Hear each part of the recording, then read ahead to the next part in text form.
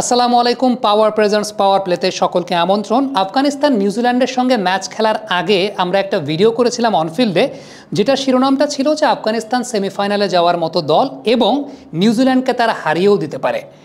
এই বিশ্লেষণটা আমরা করেছিলাম মূলত যে কন্ডিশনে বা যে মাঠে আফগানিস্তানের ম্যাচ রয়েছে সেই সমস্ত কন্ডিশন বিবেচনা করে, যেগুলো আফগানিস্তানের জন্য অনেক বেশি মাত্রায় ফেভারেবল এবং আফগানিস্তান এই কন্ডিশনগুলো ব্যবহার করতে জানে। উল্লেখযোগ্য ব্যাপার হচ্ছে সেকেন্ড রাউন্ডে গিয়েও আফগানিস্তান কিন্তু আলটিমেটলি কিংসটাউনে দুটো ম্যাচ পেয়েছে। সো এটা তাদের জন্য একটা ফেভারেবল কন্ডিশনের জায়গা ছিল। তবে উল্লেখযোগ্য ব্যাপার যে আফগানিস্তান কন্ডিশন ব্যবহার করতে জানে। সো সাউথ আফ্রিকার সঙ্গে আফগানিস্তানের যে ম্যাচটা ত্রিনিদাদের মাঠে ব্রায়ান লারা স্টেডিয়ামে, ওই স্টেডিয়ামের পরিসংখ্যানটা যদি আমি আপনাদেরকে দেখাই, প্রথম ইনিংসে ত্রিনিদাদের মাঠে গড় রান হচ্ছে 91।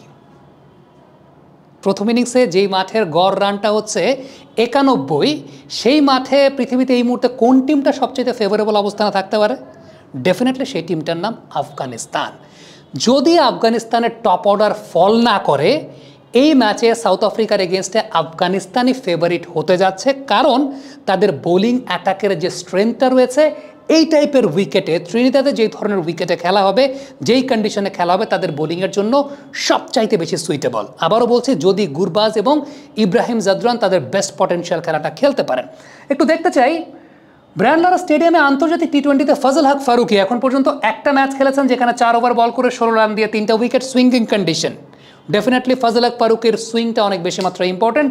3টা উইকেট, তার ইকোনমি রেটটা 4 এবং প্রতি 5 রানে তিনি একটা করে উইকেট পেয়েছেন। নবীনুল হকের ক্ষেত্রে যদি আমরা যাই, তাহলে নবীনুল হক 2.5 ওভার বোলিং করে 4 রান দিয়ে 2টা উইকেট পেয়েছেন। তার প্রতি 2 রানে তিনি একটা উইকেট এবং ইকোনমি রেটটা 1.41। তার সুইংও এই মাঠে ডিফিকাল্ট হয়েছে। তবে ক্যারিবিয়ান প্রিমিয়ার লিগে নবীনুল হক 7 ম্যাচে 9টা উইকেট পেয়েছেন, ইকোনমি রেটটা 5.75। তার মানে তারও ক্যারিবিয়ান প্রিমিয়ার লিগে এই মাঠের উইন্ড ফ্যাক্টরটাকে ব্যবহার করার দক্ষতা রয়েছে এবং with the new ball Nabin will be dangerous. Important ব্যাপার হচ্ছে রশিদ খান এবং মোহাম্মদ নবী, এই দুজন প্লেয়ার সিপিএলে এই মাঠে প্রচুর ম্যাচ খেলেছেন। সো এটা একটা অনেক বড় ভাইটাল ফ্যাক্টর হতে যাচ্ছে, যেহেতু ক্যারিবিয়ান কন্ডিশনটা এই দুই সিনিয়র ক্রিকেটার বেশ ভালো জানেন। আমরা রশিদ খান একটাই আন্তর্জাতিক ম্যাচ খেলেছেন যেখানে 4 ওভার বল করে 25 রান দিয়ে উইকেট নেয়, ইকোনমি রেট 6.25। বাট সিপিএলে এই মাঠে আমরা একটু যদি দেখি যে রশিদ খানের এই মাঠের কন্ডিশনটা কি, 9 ইনিংসে 254 রান দিয়েছেন, 32.2 ওভার বোলিং করে 7.85 ইকোনমিতে, 12টা উইকেট, প্রতি 21 রানে তিনি একটা করে উইকেট নিয়েছেন। রশিদ খানের এক্সপিরিয়েন্সটা আছে, 9 ম্যাচে 12টা উইকেট তিনি নিয়েছেন। মোহাম্মদ নবীর ক্ষেত্রে যদি আমরা একটু যাই, মোহাম্মদ নবী এই মাঠে টি-20 ক্রিকেটে, আন্তর্জাতিক টি-20তে একটা ইনিংসেই বল করেছেন, 9 রান দিয়েছেন, ইকোনমিটা একটু বেশি। বাট ওই ইনিংসটাতে ফজল হক ফারুক এবং নবীনুল হক তারাই মূলত ওই বাতাসটাকে ব্যবহার করে কাজ সেরে দিয়েছেন। আমরা ডোমেস্টিক টি-20তে খেয়াল করে দেখি, 11 ইনিংসে 33 ওভার, 193 রান, 5টা wicket, economy rate 5.87। So Mohammad নবী, তারও এই মাঠে খেলার এক্সপিরিয়েন্স রয়েছে এবং তিনি জানেন, তিনি গাইড করতে পারবেন তার দলের খেলোয়াড়দের যে এই পার্টিকুলার মাঠে কিভাবে বোলিং করতে হয়। এবং ডেফিনেটলি আবারও বলছি, বাতাস এবং সুইঙ্গিং কন্ডিশনটা আফগানিস্তানের দুই পেস বোলার নবীনুল হক এবং ফজল হক ফারুকি, তাদের দুজনের জন্যই ফেভারেবল হতে যাচ্ছে। অ্যালং উইথ, যেহেতু টুর্নামেন্টের এখন শেষের দিকে আসছে, এই মাঠে প্রথম রাউন্ডে ম্যাচ হয়েছে, উইকেট আরও স্লো নেচার বা স্লো বিহেভ করতে পারে বা টু পেস বিহেভও করতে পারে, সেটারও একটা ব্যাপার কিন্তু রয়েছে। ওভারঅল এই মাঠে যদি আমরা এখন পর্যন্ত পরিসংখ্যানটাতে একটু খেয়াল করে দেখি যে পেস এবং স্পিনের পরিসংখ্যানটা কেমন, পেস বোলাররা 38টা উইকেট পেয়েছেন এই মাঠে, ইকোনমি রেট 5.1 এবং গড় হচ্ছে 12, প্রতি 12 রানে তার একটা করে উইকেট পাচ্ছেন। স্পিন বোলারদের ক্ষেত্রে আমরা দেখি 24টা উইকেট পেয়েছেন, ইকোনমি রেট 5.5 এবং গড়টা হচ্ছে 17, প্রতি 17 রানে তারা একটা করে উইকেট পেয়েছেন। সো বোলারদের জন্য ভেরি মাচ ফেভারেবল।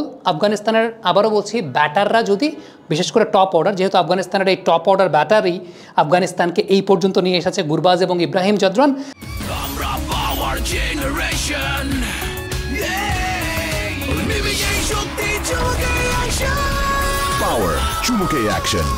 তারা যদি স্টে করতে পারেন এবং তাদের ব্যাটিংয়ের যে নেচার, সেই নেচারটা হচ্ছে তারা একটু ডিপ ব্যাটিং করছেন, তারা বুঝে শুনে ডাবলসের উপর বেস করে দেন বাউন্ডারি মারার ক্যাপাবিলিটি রয়েছে, সেগুলোকে মেনটেন করে তারা ব্যাটিং করে গেছেন, তারা ভালো করেছেন। একটা জায়গায় ডেফিনেটলি অনেক বড় ব্যাটেল হবে আমার কাছে মনে হয় এই টাইপের উইকেটে। মার্কো ইয়ানসেন সাউথ আফ্রিকার, তিনি বেশ ফেভারিট থাকবেন। Keshav Maharaj, he will be another vital factor. Left arm orthodox spinner এবং আফগানিস্তানের এই লাইন আপে যদি আফগানিস্তান আনচেঞ্জড 11 নিয়ে খেলে, এই লাইন আপে আফগানিস্তানের বাহাতি ব্যাটার নাই। মেবি আফগানিস্তান নাজিবুল্লাহ জদরানকে এই ম্যাচে খারোটের পরিবর্তে ইনক্লুড করতে পারে। মেবি আমার কাছে কেন যেন মনে হচ্ছে নাজিবুল্লাহ জদরান, যেহেতু কেশব মহারাজ বাঁহাতি স্পিনার রয়েছেন, হয়তোবা নাজিব জদরানকে এই ম্যাচে তারা ইনক্লুড করতে পারে, একটা পসিবিলিটি অবশ্যই রয়েছে। দেখা যাক কী হয়। তবে আফগানিস্তানের জন্য ফাইনালের রাস্তাটা অনেক বেশি সহজ, এই কারণে এখন পর্যন্ত খুব লাকিলি তারা প্রথম রাউন্ড, এরপর দ্বিতীয় রাউন্ডে যে দুটা ভেন্যু পেয়েছে অস্ট্রেলিয়া এবং বাংলাদেশের এগেনস্টে, এই দুইটা ভেন্যু তাদের জন্য কিংসটাউন অনেক বেশি মাত্রায় উপযোগী। ডেফিনেটলি আফগানিস্তান কন্ডিশনটা ইউজ করতে পারে, বাট ত্রিনিদাদের কন্ডিশনটাও কিন্তু অনেকটাই কাছাকাছি ধরনের। সো ফেভারেবল কন্ডিশনে আফগানিস্তান পাচ্ছে, হয়তোবা ফাইনালের রাস্তাটা তাদের জন্য অনেক বেশি মাত্রায় ক্লিয়ার। কমেন্ট বক্সে আপনাদের মন্তব্য মতামত জানতে চাই, লিখে পাঠাবেন।